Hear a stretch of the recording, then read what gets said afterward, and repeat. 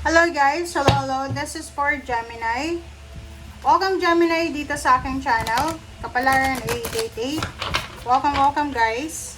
Alamin natin kung anong messages, vibration, gabay energy para sa lahat ng Gemini. Please comment down below if you resonated guys. So, para may mga interaction tayo dito sa aking channel, mag-comment kayo sa comment section. Kung may mga gusto lang kayong sabihin sa akin. Ay, gusto ko ng ganyan ganito. Next reading, gusto ko ng ganyan. Okay, Gemini. Okay, yung first reading mo, first card mo dyan is 3 of Cups. 3 of Hearts, diba? So, sinasabi Gemini dyan na congratulations. Congratulations, Gemini. It's because there's a good news here. There's a good news. News worth celebrating. It's a joyful announcement like engagements, wedding, pregnancy, graduation, newborn, new birth of the baby. So, sobrang grateful and thankful ka dito. So, nakikita ko na sobrang magiging masaya ka, Gemini, sa linggong ito.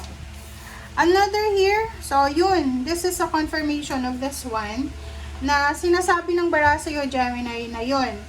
Yung news celebrating na yan, yung joyful announcement, pwedeng yun na nga.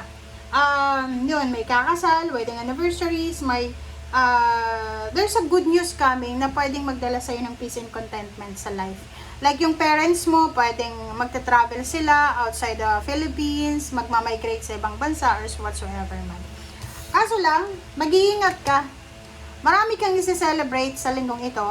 Marami kang rason para mag-celebrate. But be careful, kasi isang desisyon mo lang na hindi maganda, isang desisyon na hindi mo pinag-isipan, ang posibleng makakasira ng reputasyon mo.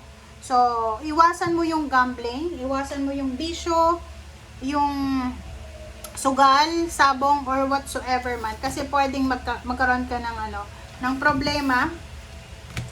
Pwedeng magkaroon ka ng problema sa salapi. Pwedeng magkaroon ka ng hindi mo inaasahan na utang kasi sa sobrang lasing mo, nagkasino ka, nagsabong ka, parang ganon. So, you need to be careful. Okay? This is for Gemini. Oops, sorry.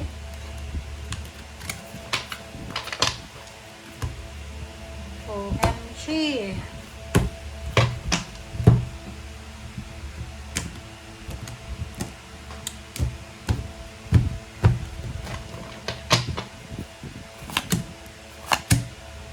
Diba? This is a confirmation para sa mga Gemini. So, sabi ng baraha sa'yo dito na yun, there's a parang news celebrating talaga. Good news na posibleng matatanggap mo. Yun ang sabi ko, mga joyful announcement siya. Na pwedeng magdala sa'yo ng sobrang happiness, peace, and harmony. Pwedeng galing sa water sign or pwedeng galing sa any zodiac signs.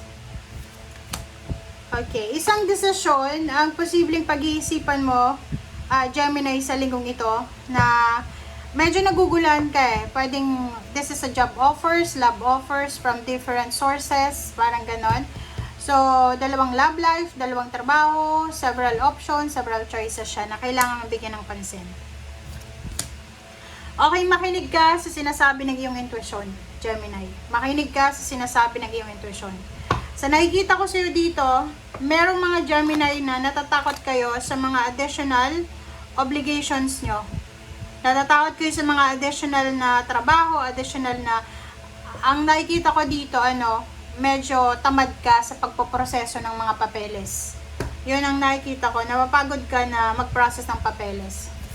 Okay, Nine of Pentacles, there's a lump sum of money na posibleng parating para sa'yo, offer. Job offer na posibleng mataas yung sweldo, mataas yung posisyon. Contract signing na posibleng darating sa'yo in few months from now. So, yung pinakamatagal dito is November and December this year.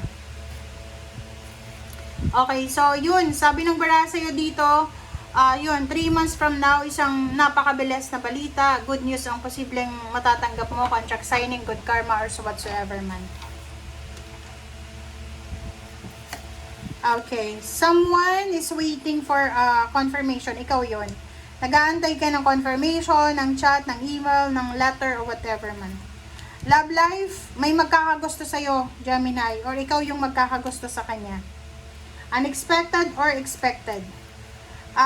There's a travel na posibleng gagawin mo together with your wife, husband, ka-live-in, boyfriend, girlfriend. There's a relationship na pwedeng matapos, mga unexpected breakups, ganyan. May pupunta yung relationship sa level up. So, may magbe-break, may magpapakasal. May mag-offer sa'yo ng tulong, friendship, kapamilya. Yun. So, sa nakikita ko, may proposal din. There's a proposal of wedding proposal, engagement, or ano pa man. May isang tao dito na posibleng manghihinayang. I don't know if it's you or the person itself. 9 of Wands reverse. So, nakikita ko sa'yo dito na sa relationship siguro, lalo na yung mga nasa long-term relationship, matagal na kayo, umabot na ng 10 years, 12 years. Tapos bigla kayong nakapag-decide na maghiwalay. Sabi ng bara sa'yo dito, okay lang daw. Okay lang daw kasi napagod ka na. Kumbaga, gusto mo nang makapagpahinga. Okay, mabilisan to. Mabilisan na break up.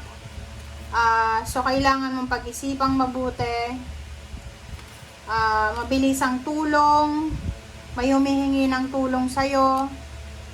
Or ikaw yung humihingi ng tulong. Mga choices and options. Risky. O tulong talaga. So, sa nakikita ko sa'yo dito, Gemini, may mga kapamilya ka na kailangan ng assistance. Pera man siya or anong tawag dyan? Pera or emotional support yung hinahanap nila or kailangan nila sa'yo. Planong pagta-travel around the world. Senior citizen ka ba? Kasi sa nakikita ko sa'yo, wait lang guys, may mosquito dito. Ba't may mosquito dito? Okay. So, yun. Sa nakikita ko sa Wheel of Fortune dito, may mga senior citizen na Gemini, may asawa, nagpaplano kayong mag-tour sa cruise or sa pagta-travel nyo sa bansa by airplane. So, please comment down below if you resonated. Nakakaloka ka. May hihingi sa'yo ng tulong pero ayaw mong tulungan. Diba? Kasi nakikita mo na hindi niya deserve yung tulong mo. Bakit ganun? Wala siyang pera. Kailangan na. Pero yung hinihingi sa'yo. Diba? So, yun. Family members mo ba yun, guys? Kasi sa nakikita ko, sinasabi ng bara sa'yo na ang taong yan ay posibleng may financial problems.